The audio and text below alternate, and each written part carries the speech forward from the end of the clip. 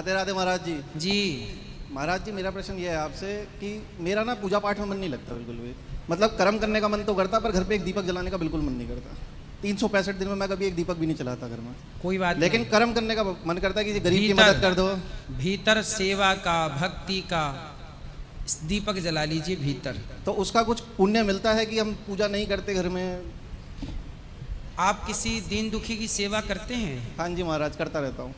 यदि आप किसी भूखे को भोजन खिलाते हैं, किसी के सेवा करते हैं, सबके प्रति दया का भाव रखते हैं, तो आप पूजा ही कर रहे हैं। आप काम करते हुए भगवान का नाम बोलते रहा करिए। तो महाराज जी, कभी कभी लगता है ना, जैसे करियर में आगे नहीं बढ़ रहे तो लगता है कि घर में पूजा पाठ नहीं करते, मंदिर नहीं जाते, तो इस वजह से तो पूजा पाठ क्यों नहीं करते? कारण मन ही नहीं करता दीपक जलाने का। पता नहीं। तो मन, मतलब कोशिश भी करता हूँ, सोचता भी हूँ। मन कहाँ जाता है? मन आपका कहाँ जाता है? बस मंदिर की तरफ नहीं जाता, बाकी सब जगह चले जाएगा दुनिया में।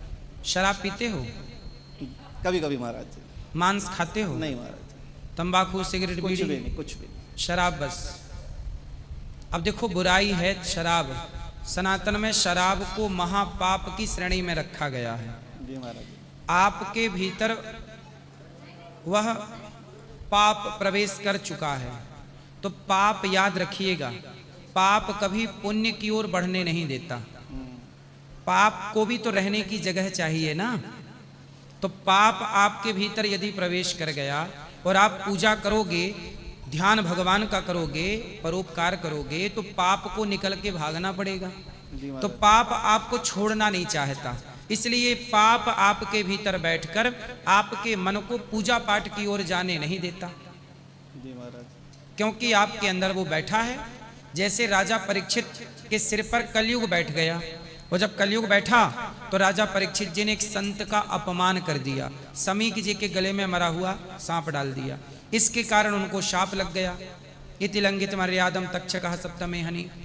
तो आपके भीतर बैठा हुआ पाप, इसलिए कहता हूं पाप से बचो, वरना पाप धीरे धीरे आपका पतन करता चलेगा। ये मानव शरीर रोज रोज ना मिलेगा, मिला है। हर पाप को बाहर करो। शराब एक पाप है, बुराई को बाहर करो। धीरे धीरे नाम जपो, भगवान का चिंतन करो, दीन दुखी की सेवा करो, और पैसे भी कमाओ। पैसे कमाओ, पैसे से समाज की सेवा करो, परिवार का भरण पोषण करो, जो आपके कर्तव्य हैं पूरे कीजिए। महाराज जी, पैसे तो बहुत कमाता हूँ, लेकिन इधर उधर उड़ जाते हैं सारे। हाँ, तो ये बड़ी परेशानी है। तो आप कुछ पैसे ना धर्म के लिए रखा करो। पैसे सब कमाते हैं, पर गलत जगह उड़ा देते हैं। अब देखो ना, गौरी गोपाल आश्रम में हम भी पैसे कमाते हैं, आपसे भिक्षा मांगते हैं, और पैसे कमा कमा करके वृद्ध माओं की सेवा कर रहे हैं, 315 माओं की। जी महाराज, मैं देखता हूँ आपको वृद्ध। यहाँ पर 150 बच्चे पढ़ते हैं गौरी गोपाल गुरुकुल में। कितने बच्चे? 150। उन बच्चों का मेरे, अब बताइए आजकल कौन किसके बच्चे को पढ़ा रहा है? उनके कपड़ा लत्ता, उनके कॉपी किताब, रहना खाना पढ़ना लिखना सब फ्री, और उच्च कोटि की शिक्षा पा रहे हैं बच्चे। नहीं महाराज जी, मैं आपको फॉलो करता हूँ, मैं देखता हूँ। तो आप ये समझिएगा कि उस पैसे से ये काम हो सकता है। किसी को पढ़ाओ, ये पुण्य है। किसी माँ का सहारा बनो, ये पुण्य है। किसी को रोटी दो, ये पुण्य है। आपका पैसा पाप में खर्च ना हो, पुण्य में खर्च होगा तो कई गुना पैसा बढ़ जाएगा, दुआएं मिल जाएंगी। ठीक है?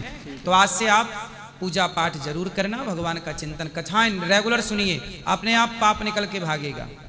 ठीक है? ठीक है? ठीक है। क्या समझ में आया आपको? महाराज जी, सुनता तो मैं बहुत हूँ कथा है। मैंने कहा ना, बस मंदिर में जाने का मन नहीं करता। बाकी फोनों में अच्छे से सुनता हूँ, बहुत ज्यादा। मन कभी विचलित हो तो भगवान के गाने सुनता हूँ, भगवान का नाम जपो। कथा सुनते हो, थोड़ा नाम जप करो। ठीक है?